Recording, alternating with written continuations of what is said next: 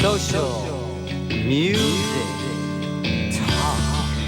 Welcome to Social Music Talk. This is Alex Cosper with Sam Kadura, and every week lately we've been doing a show that interviews people from the radio or music industry. And this is for the site playlistresearch.com, which is used by a lot of universities to research radio and music. And a lot of intelligent DJs, such as myself. Definitely. Gives you lots of lists of music from any era. An amazing source of information, I tell you that. Yeah, and it can expand your mind. So that's what we're going to talk about today, how radio of the 60s and 70s expanded people's minds. And we'll be talking with one of the first, if not the first, rock radio program director in America. Let's find out more about it with J. William Weed. Welcome to the show, Jay. Hello. Yes, hi, Jay. How you doing? Above ground, respiring, ambulatory. As opposed to underground. Over 70. So you have a long history in radio, and in fact, it goes back to even the late 50s. So we wanted to... No, I wouldn't say it goes back to the late 50s. Oh, as a listener in the late 50s, but then you got into radio in the early 60s? Correct. Okay. Just as to let you know, I was born in 1962. Could he turn his background down? He has a speaker on, but I can hear an echo. Oh, yeah, we hear an echo. Could you turn the background down a little? Kind of like when a radio station feeds back when you're doing it on the phone.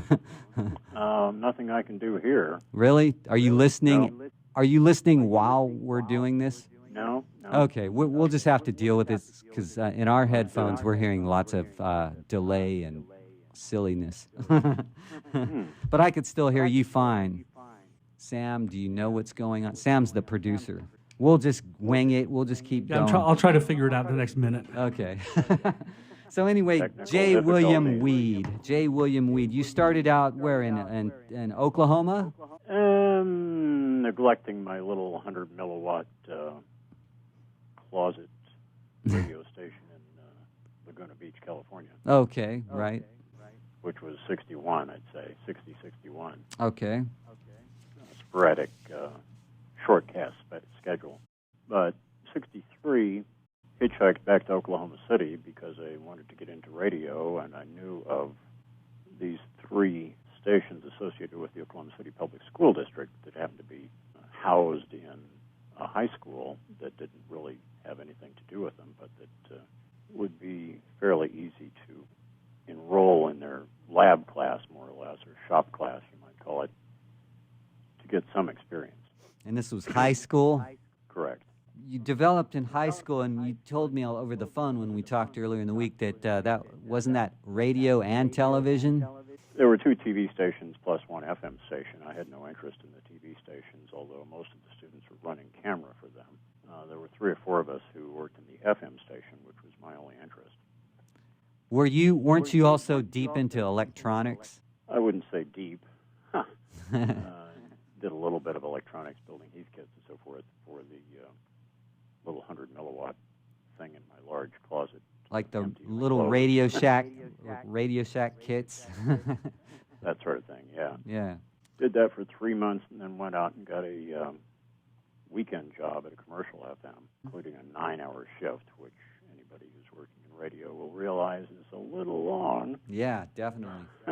And another 3 months later, JFK was shot while I was on the air at the educational FM station. Okay. November I cannot 63. recall what I said on the air in response to that. But you were doing a show. Was that show a talk show or talking music? No, just the station breaks between educational programs, 7-inch. But I really wish I could recall what I said on the air. Right. Can't remember. So was that at Something KOKH in Oklahoma City? Yeah, that call belongs to somebody else now. And so from KOKH, which was a public school district station, you went to KEFM? Right. I did both at the same time, KEFM Okay. on weekends. Okay, and that was a top 40 station back then in No, it was soft rock. Okay. Paying minimum wage of, I think, $1.15 an hour at that time.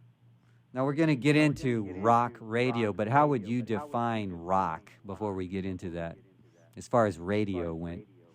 Well, in those days, 1963, Top 40 was the only rock that was being broadcast. Mm-hmm. It's important to understand that on FM, a lot of larger cities, and Oklahoma City is a fairly large city, in case you didn't know. It's becoming one of them.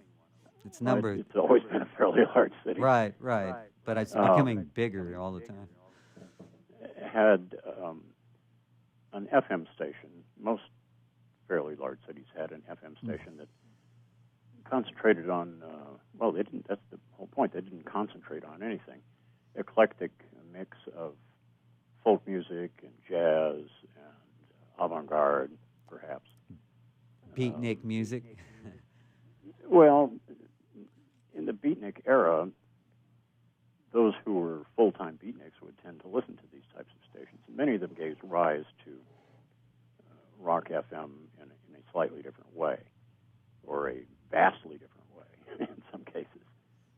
Mm-hmm. But other FM rock stations, early FM rock stations, arose from more professional broadcasters who had done more popular kinds of things. Like Top 40 radio. Like, could talk a little bit about Todd Storrs from Omaha and the impact that had on you.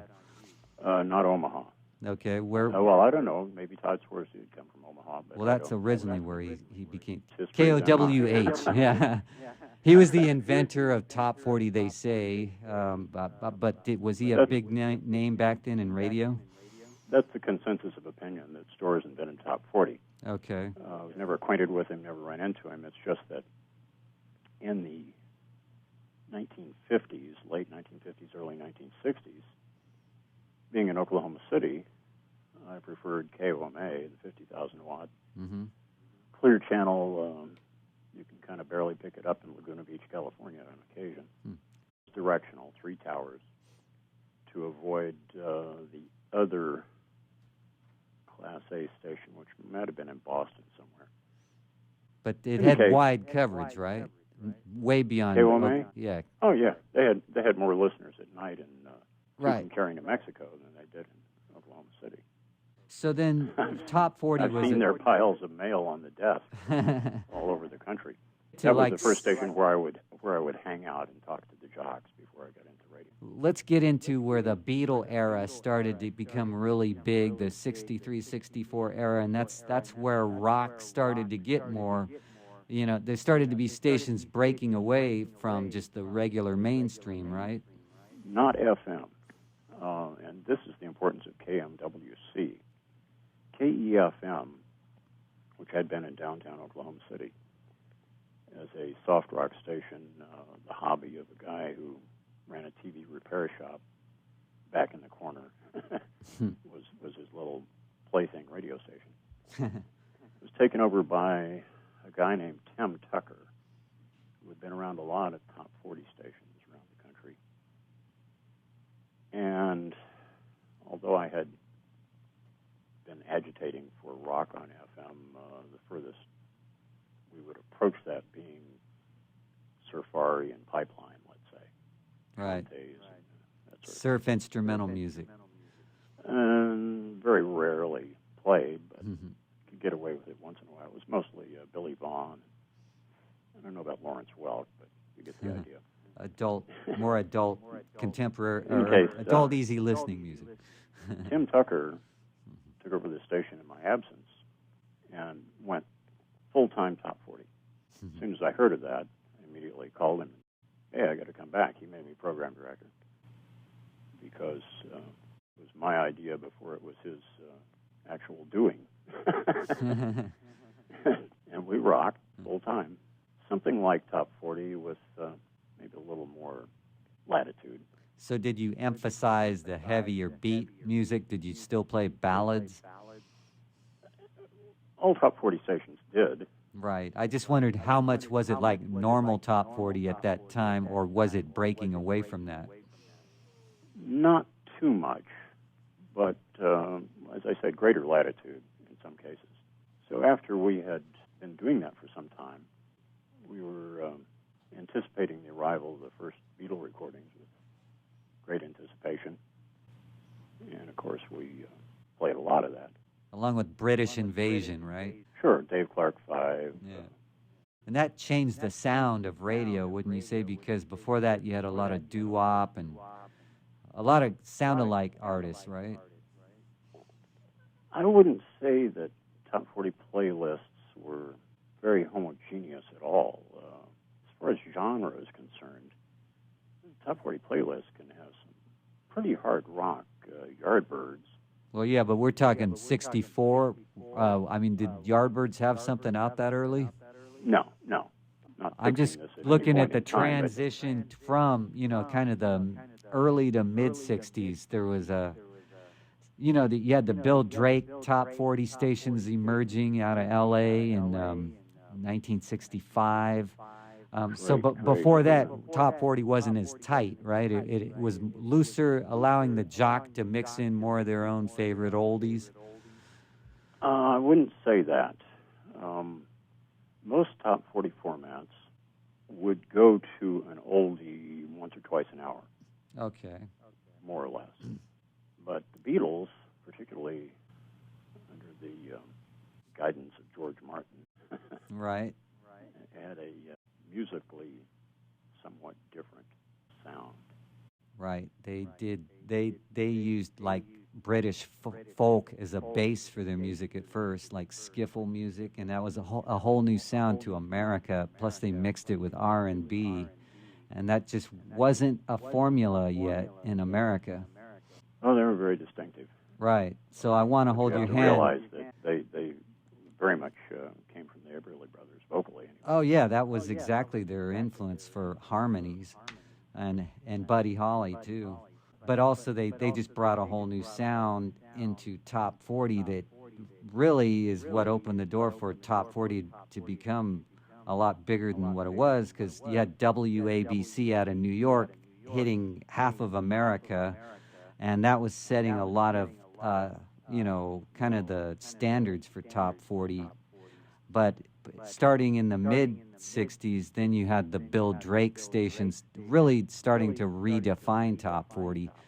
This tight playlist versus longer playlist controversy has always been there in top 40, and Right. various advocates of either position. But it just But kept I'm getting not that tighter and familiar tighter.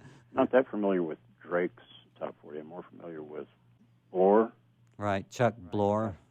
Chuck Blore's Kroll Collier stations, KFWB in Los Angeles, kind of grew up listening to them. So that was like late 50s, early 60s.